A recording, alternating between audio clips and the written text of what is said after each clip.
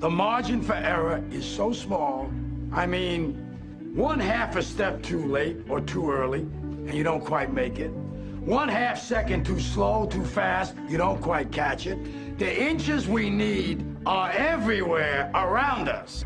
Hell yeah. They're in every break of the game, every minute, every second. On this team, we fight for that inch.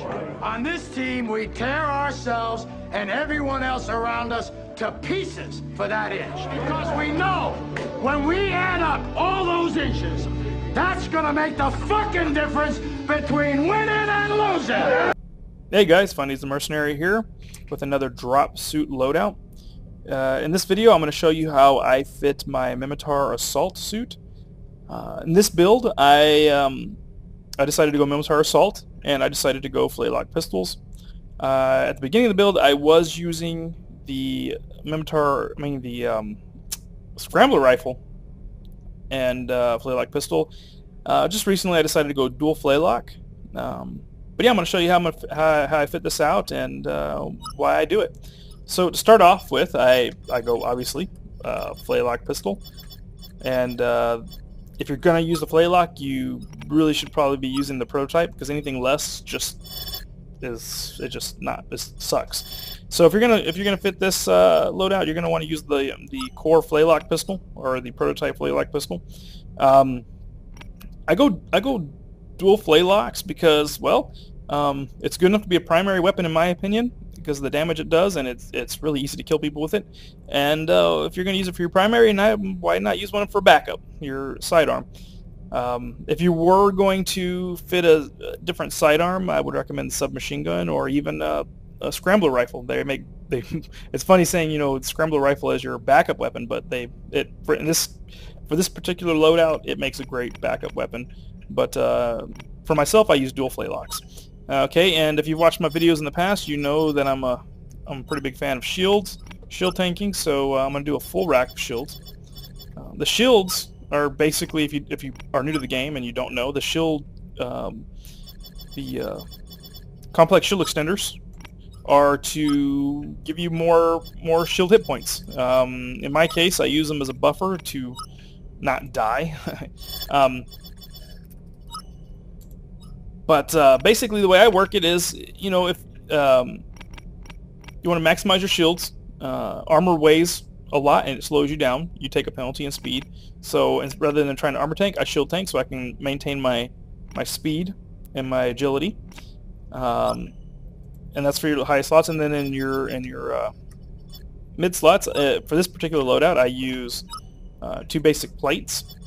It's basically the same thing. If like I said, if you're new to the game and you don't know, the shield extenders increase the amount of shield you have, so you can take more damage, and the armor plates increase the amount of armor you have, so you can take more damage. This is 2 different types of damage. You have shield damage, and then you have armor damage. I mean, it's all the same damage, but I mean, you got your shields is a certain amount. You have a certain amount of damage in your shields, depending on what suit you have, and you have a certain amount of damage that you can take in armor. The complex shield extenders increase your hit points by 66 hit points each. And the armor plates, or the basic ones anyway, do an extra 65 hit points, but they do decrease your movement speed by 3%. At this current time, when I'm making this video, I just don't have enough skills into my weapon to decrease the amount of CPU that it needs. Very shortly, probably within a week of making this video, I probably will have enough points into it to decrease the amount of CPU needed, and I probably will fit 1 enhanced plate, 1 basic plate. But for now, it's just 2 basic plates because that's what I can fit.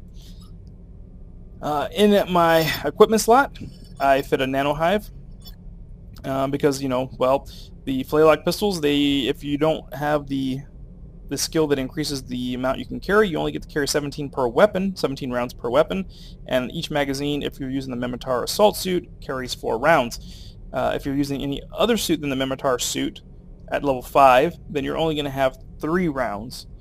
The Mimitar suit gets a bonus to the rounds in the magazine or clip, and once you have it at level 5, that gives you 1 extra round, which gives you a total of 4. Like I said, if you're using Caldari, Galente, or Amar, you're only going to have 3.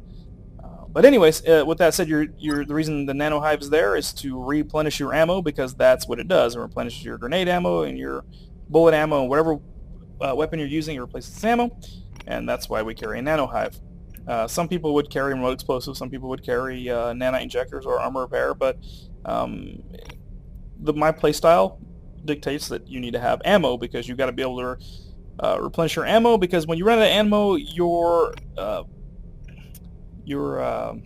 efficiency, that's the word I'm looking for, goes down to almost 0 with no ammo. So you got to be able to finish your ammo, plus your buddy's ammo, whatnot. Okay, and then for the grenades, if you've watched my past videos, you know that I'm a big fan of AV grenades, so I fit AV grenades for my all-purpose suit.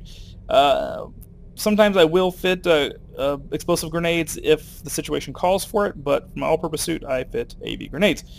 Okay, so now that I've showed you how I outfit my Mimitar Assault, and told you some of the reasonings behind it, I will play a little bit of footage of me playing with a flintlock, so you can get an idea of how I use it and why I think it's an extremely useful weapon.